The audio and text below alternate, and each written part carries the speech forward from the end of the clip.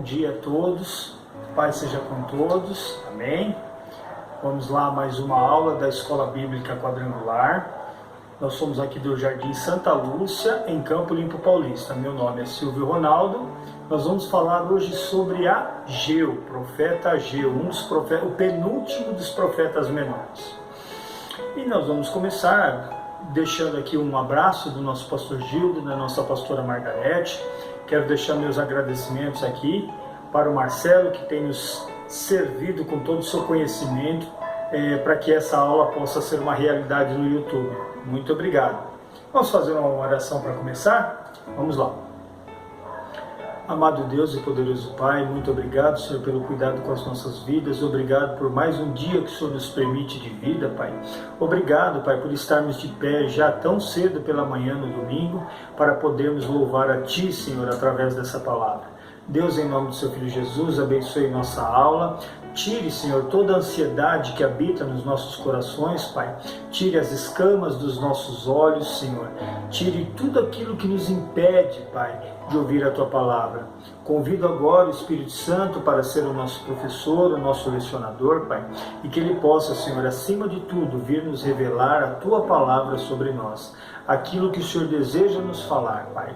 É o que eu lhe peço e lhe agradeço em nome do Teu Filho Jesus, Senhor. Abençoe esta aula, abençoe cada aluno e que ela possa chegar em lugares longes, nunca imaginados por nós. O que eu lhe peço e lhe agradeço em nome do Teu Filho Jesus, Senhor. Amém. E não vamos perder a oportunidade de iniciarmos a aula com ensinamentos de todos os 66 livros da Bíblia através da música que nós vimos cantando, né? Cantando os livros da Bíblia. Desistir do desafio. O povo aí se encolheu, se acovardou e não quis mais gravar. Não tem problema, né? Vamos então ficar com a nossa música, cantando os livros da Bíblia, e já voltamos com a aula de Ageu. Obrigado.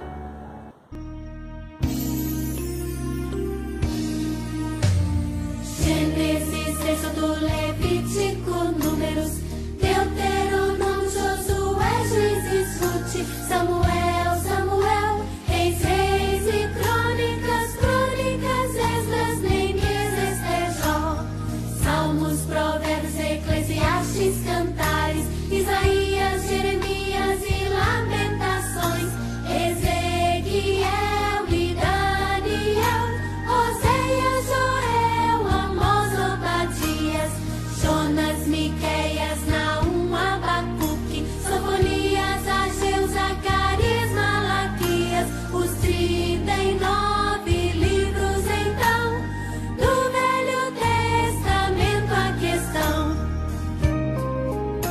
Mateus, Marcos, Lucas e João, Atos, Romanos, Coríntios, Gálatas, Efésios, Filipenses, Colossenses, Tessalonicenses,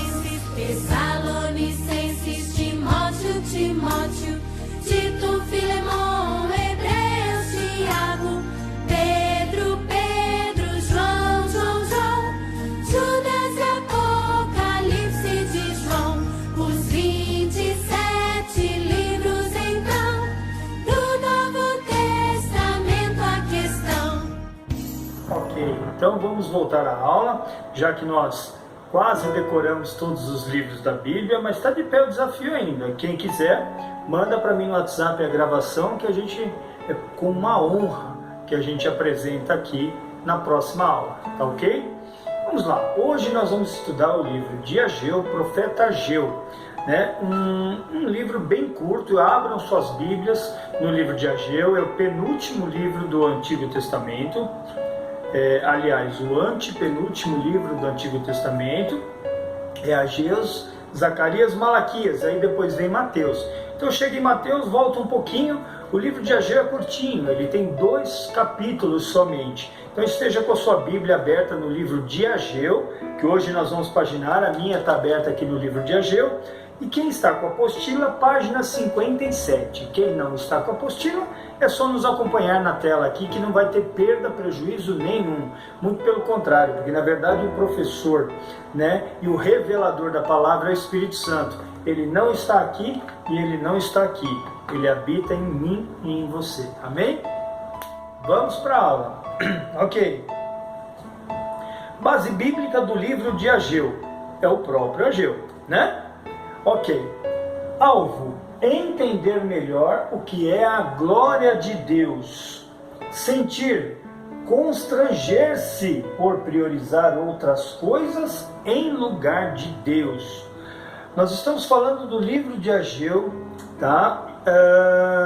Que está há séculos antes da vinda de Jesus. Mas se você ler o livro, são 2 capítulos apenas, 38 versículos somente. A impressão que dá que o Ageu, nesta tarde, sentou e escreveu. De tão próximo da nossa vida, da nossa realidade que é.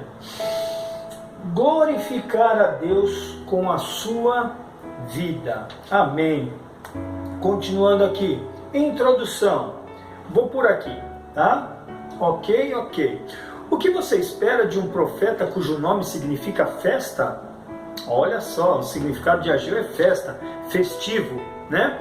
Os israelitas são um dos povos mais festivos do mundo, e isso a gente presencia até hoje, né? Suas festas trazem sempre significados profundos por trás, que são ensinados por meio delas. Assim, Ageu é um livro didático. Está estruturado em 4 sermões. Todos começam da mesma forma: a data da profecia e a afirmação de que a mensagem é vinda do Senhor. Vamos lá para a visão panorâmica do livro, ok? Informações básicas: data 520 a.C.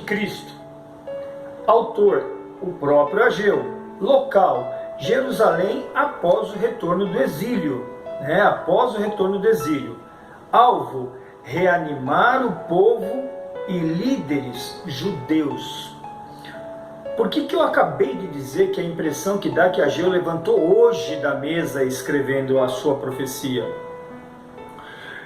Porque o Espírito me incomodou, me mostrando que a própria pandemia, nós estamos exilados, nós estamos presos, nós estamos escravizados nas nossas casas, né? Muitos estão entristecidos, muitos estão desesperançosos, né? E a impressão que dá é que Ageu vem para nos reanimar, né? Para nos dar ânimo, para nos fortalecer, para nos fazer reagir. E aí é por isso que eu disse que a impressão que dá é que Ageu levantou esta tarde da escrita que ele fez para nos reanimar, para nos reavivar, entendeu?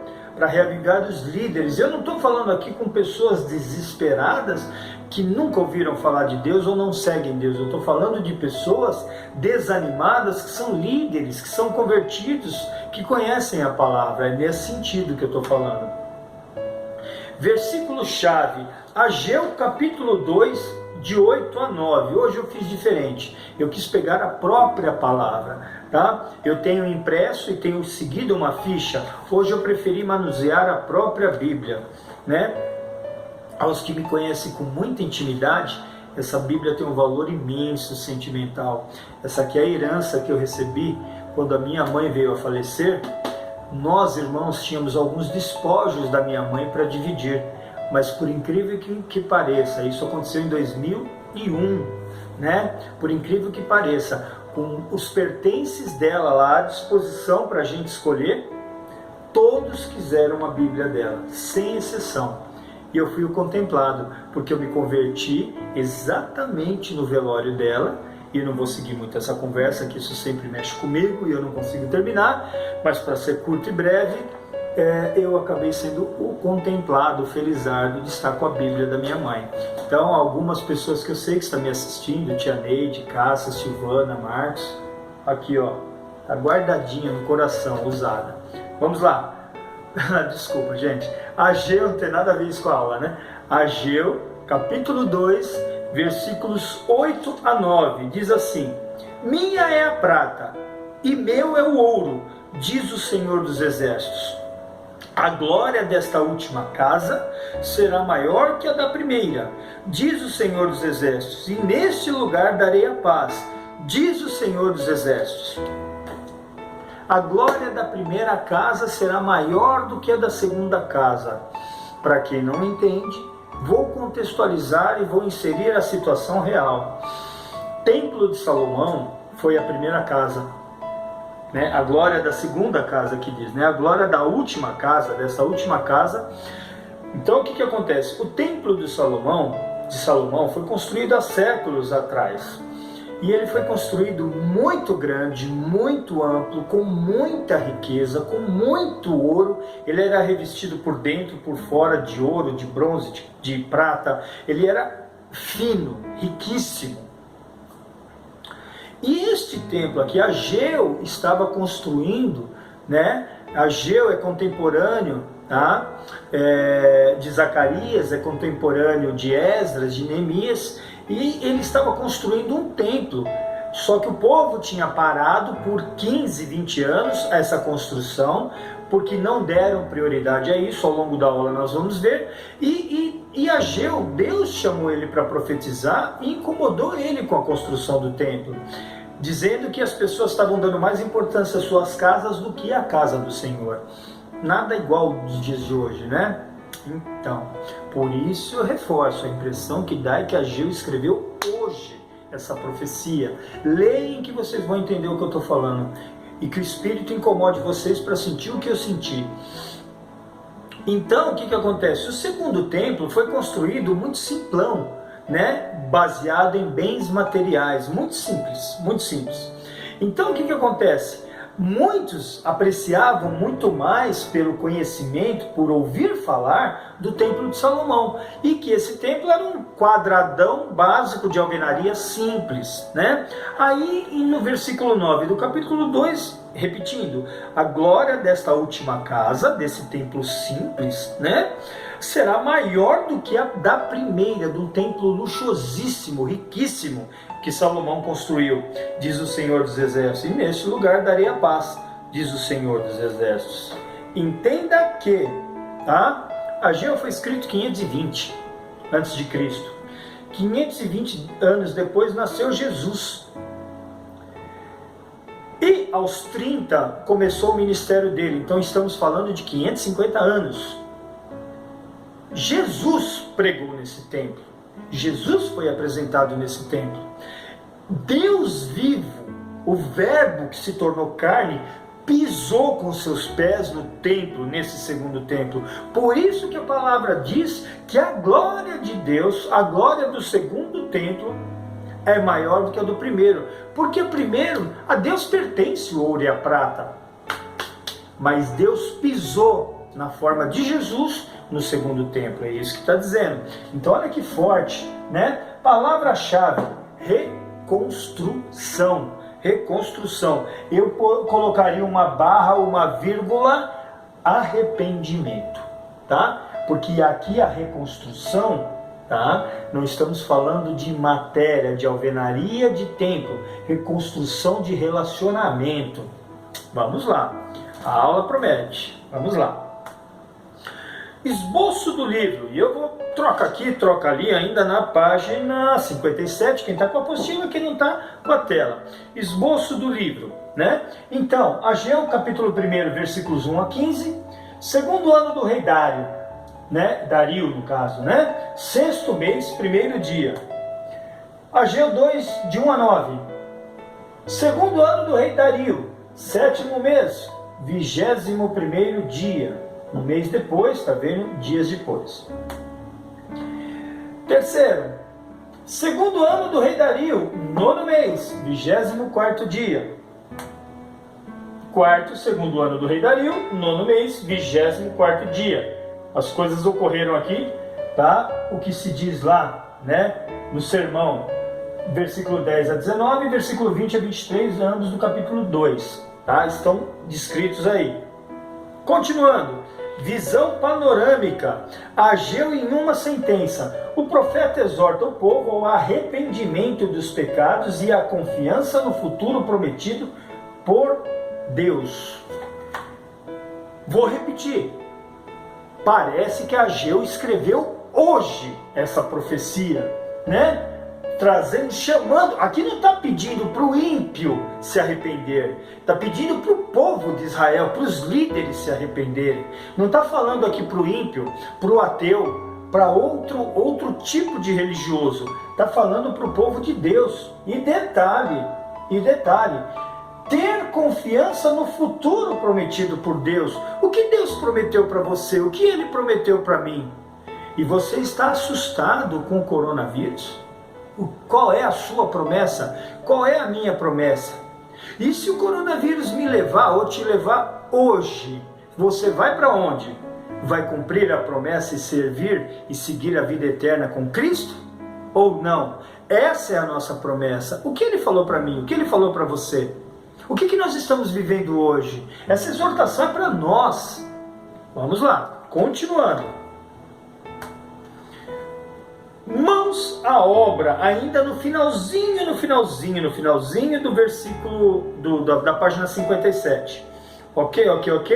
Ageu profetizou em Jerusalém nos tempos de Esdras, conforme consta lá em Esdras capítulo 5, versículo 1 e capítulo 6, versículo 14. Inclusive nesses dois capítulos, nesses dois versículos, fala não só do profeta Ageu, mas fala de Zacarias também, filho de Ido. Essas pessoas profetizaram nesta época. Eles são contemporâneos, viveram na mesma época de Esdras, de Neemias. A propósito, para quem não sabe, Esdras e Neemias na Bíblia são dois livros diferentes. Originalmente era um livro só e eles dividiram. A título de curiosidade, aqui é a escola bíblica, é lugar de aprender, escola é lugar de aprender. Estamos aprendendo no livro de Ageu sobre Esdras e Neemias. Continuando, diante das ameaças externas e da aparente estabilidade que começavam a adquirir, os judeus desanimaram-se e interromperam as obras da reconstrução do templo. Olha aí, falhas, O profeta Ageu foi achado, aqui eu já estou na página 58, o profeta Ageu foi chamado por Deus para mostrar ao povo que o abandono da obra do templo era uma questão de prioridades erradas. Quem está com a apostila vai estar prioridades em santidade. Dá um risquinho no santidade e põe aí erradas, porque é só um erro de grafia aí, tá? Uma correção aí, editorial. Tá? Maravilha! Então, vamos lá. O profeta Ageu foi chamado por Deus para mostrar ao povo que o abandono da obra do templo era uma questão de prioridades erradas. Então o povo abriu mão da construção do templo, já estava feita a fundação e tudo, e pararam a construção, por causa de inimigos, por causa de pressão, e começaram a cuidar da própria vida, da vida pessoal. Vocês lembram que eu falei agora há pouco que o livro foi escrito hoje, a impressão que dá? Então, voltando para a apostila e para a matéria. Requisitos da obra do Senhor. Aqui eu vou só na apostila, tá? Requisitos da obra do Senhor. A mensagem de Ageu não apenas reanimou o povo a voltar à reconstrução do templo, mas também deu instruções de como realizar a obra do Senhor. Então aqui, a reconstrução do templo é só uma simbologia, que naquela época de fato construiu fisicamente. Mas olha que interessante, instruções para realizar a obra do Senhor. Eles não tinham parado só com o templo, eles tinham parado com as obras, entendeu? Enfim, continuando, o povo devia buscar agradar a glória, buscar agradar e glorificar ao Senhor. Ageu 1:8. Priorizar a Deus. Ageu 1:9. Ter cooperação entre líderes e liderados. Ageu 1:14. Reconhecer que todas as coisas são do Senhor. Nós lemos agora há pouco que Deus é dono de toda a prata e todo o ouro. Tá? Ageu 2, versículo 8. E executar com santidade. Ageu, capítulo 2, versículos 11 a 14. Ok. Então vamos lá. Empecilhos à obra do Senhor. Item 2.2. O que atrapalha a obra do Senhor? A obra do Senhor não pode parar, mas às vezes para. Ageu mostra alguns empecilhos que criamos e com eles atrapalhamos a obra do Senhor. Olha que interessante, aqui não está dizendo, o autor da apostila não disse que Ageu mostrou alguns empecilhos que eles criaram. Não, está dizendo que nós criamos. nós criamos. Ageu, capítulo 1, versículo 4, diz que a preocupação excessiva com o bem-estar pessoal. Eu vou ler lá, Ageu 1,4. É para vós tempo de habitardes nas vossas casas apaineladas, enquanto esta casa fica deserta? É tempo de você ficar preocupado com a sua casa, esquecer da casa do Senhor, desertar a casa do Senhor? Aqui no caso deserta, neste momento nós estamos confinados, tá? Por conta de uma pandemia. Então é tempo de ficar em casa, embora os mercados, os lugares estão lotados e as igrejas vazias. Mas as igrejas estão trabalhando, com lives, com mensagens. A nossa igreja propriamente dita, todo domingo depois da escola bíblica, às 9 da manhã começa o culto. E às 6 da tarde, às 18 também começa o culto. E eu vejo diversas outras igrejas e denominações fazendo a mesma coisa. Então, gente, a igreja somos nós. O templo está vazio, mas a igreja tem que estar de porta aberta. Nós estamos de porta aberta. Busquem o Senhor. Continuando. Ok. Ageu 2,4. Covardia diante dos obstáculos que vão aparecer. Vamos lá em 2,4.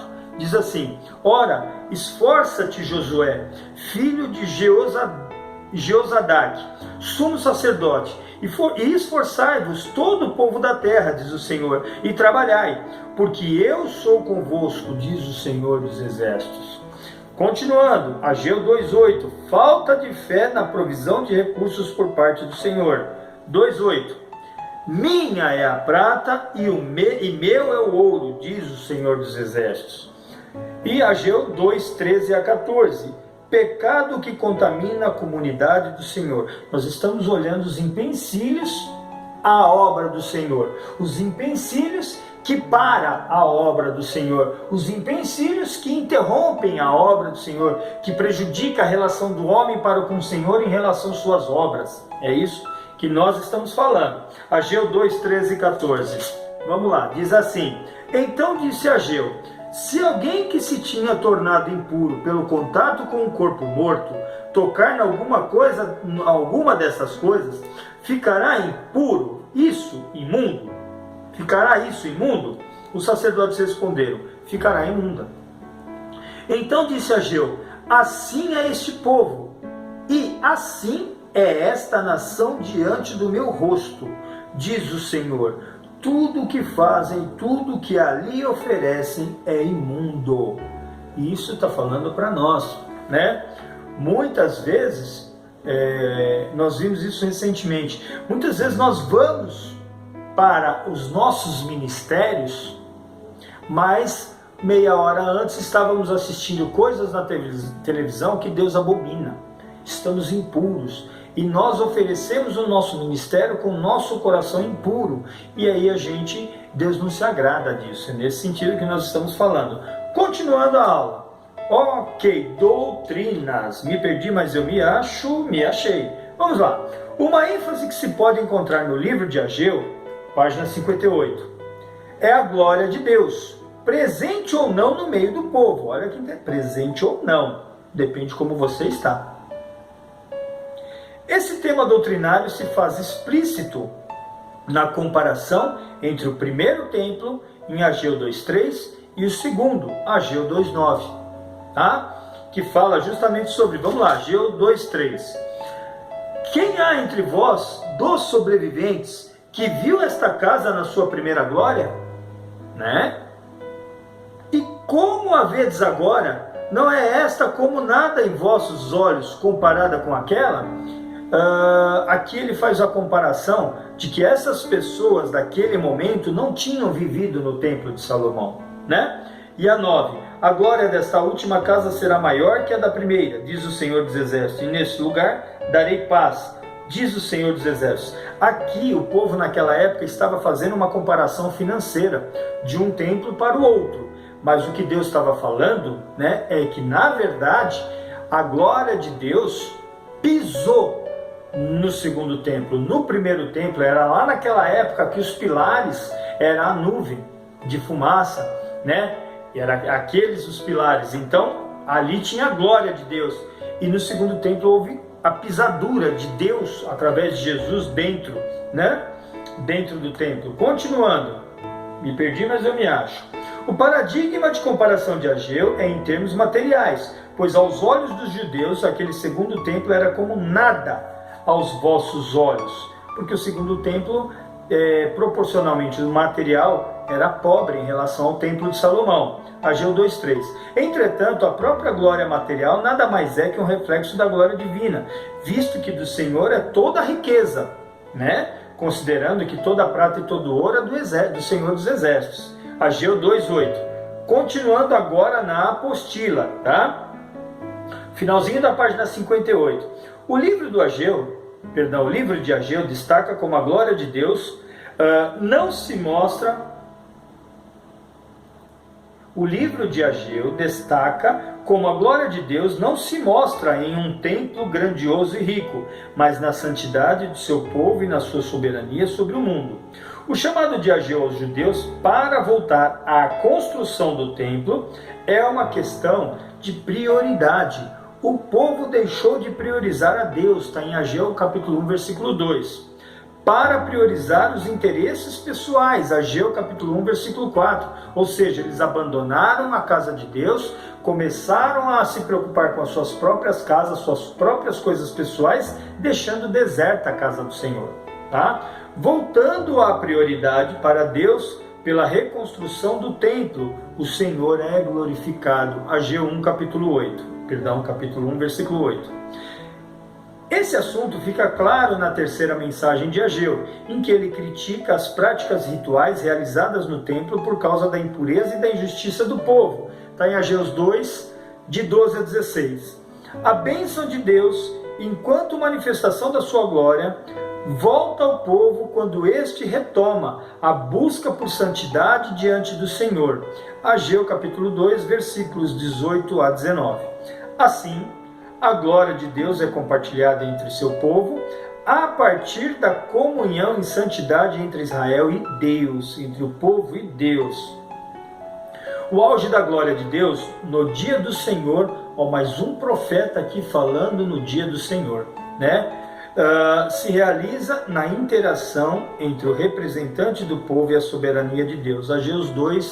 Ageu 2, capítulo 2, versículo 23. Me foi questionado essa semana sobre qual é a mensagem, né, que se pode extrair de todos os profetas menores, né, que sejam similares, né?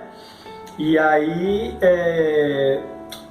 o dia do Senhor, né? O dia do Senhor é a essência da profecia dos profetas.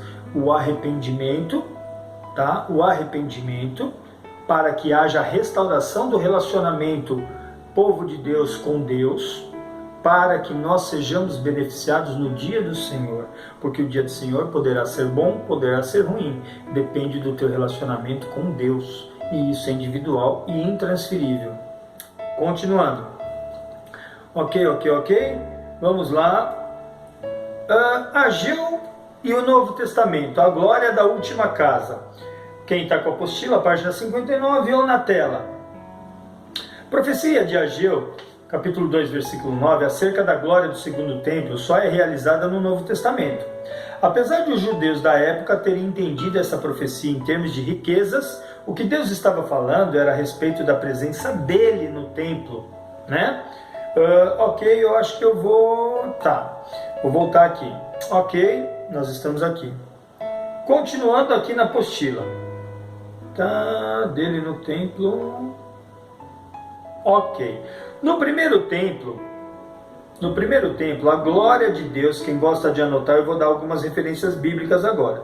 No primeiro templo, a glória de Deus se manifestava como pilar de fogo e nuvem. Então a glória de Deus era manifestada no primeiro templo, através de pilar de fogo e nuvem. Tá? E está em Êxodo capítulo 40, versículos 34 e 38. Eu vou ler até devagar, porque eu sei que tem gente que anota. Juízes capítulo 6, versículo 21. 1 Reis capítulo 8, versículos 10 e 11. E 1 Reis, capítulo 18, versículos 38. 1 Crônicas, capítulo 21, versículo 26. 2 Crônicas, capítulo 5, versos 13 e 14. E 2 Crônicas, capítulo 7, versos 1 a 3. Aqui nós falamos de 1 Reis, 1 Crônicas, 2 Crônicas, também nessa sequência tem Samuel, 1 Samuel, 2 Samuel. Aqui eu gosto de explicar, tá? Por que existe 1 Samuel, 2 Samuel, 1 Reis, 2 Reis, 1 Crônicas, 2 Crônicas? Antigamente não existia papel, era pergaminho, era uma pele, e você escrevia na pele. E as escritas dos livros eram longos, e eram enrolados, os pergaminhos. E aí o que acontece? Isso ficava extremamente grande e pesado. Então dividiram esses dois livros, este livro em dois, para facilitar o transporte e o manuseio. O que tem a ver com Ageu isso, Silvio? Nada, mas aqui é a escola bíblica. A escola bíblica é lugar de aprendizado, certo? Então estamos aprendendo que 1 Reis, 2 Reis, 1 Samuel, 2 Samuel, 1 Crônicas, 2 Crônicas eram livros inteiros que foram divididos ao meio para diminuir o peso, a bagagem. Imagine um monte de coisa carregada, diferente de uma Bíblia que contém todos os livros e você põe embaixo do braço, né? Só finalizando e completando essa explicação, tá? Lá no Novo Testamento, nós temos algumas primeiras e segunda cartas, tipo Timóteo, tipo Coríntios, né? Tessalonicenses. Esses são diferentes. Isso não é porque o livro era muito grande e foi dividido no meio. Ali são cartas paulinas, cartas escritas pelo apóstolo Paulo, que retratava cada viagem ou cada mensagem que ele mandava. Então é diferente, tá bom? Ali realmente é a primeira carta e a segunda carta, que pode ser visto em alguns casos como primeira visita, segunda visita, primeira mensagem, segunda mensagem, e epístola, cartas, tá? Escola bíblica é aprendizado, é escola. Continuando aqui a aula. Mas eu me perdi, tudo bem, mas eu me acho, não tenho o menor problema. Ok, dei o templo, aí eu li as referências bíblicas, né? Continuando na apostila, no novo templo, que Ageu incentivava os judeus a construírem. O próprio Deus poria os pés muitos anos depois, muitos séculos depois, né?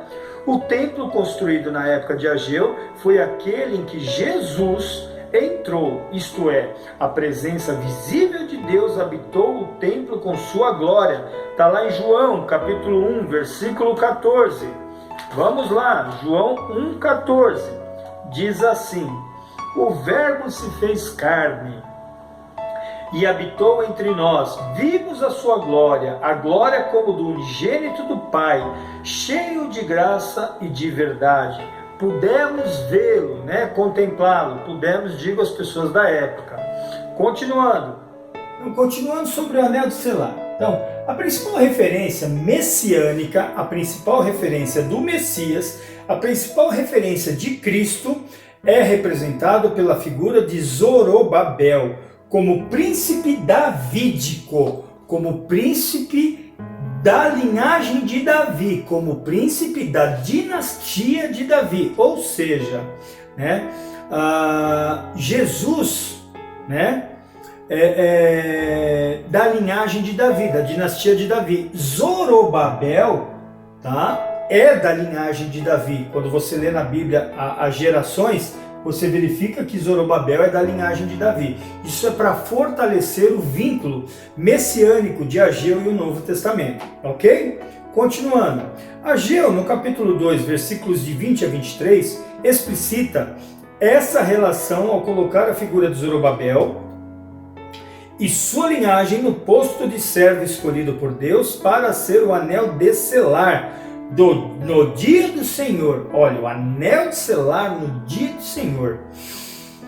Novo Testamento, essa mesma função é atribuída a Cristo, sendo ele o anel de selar de Deus.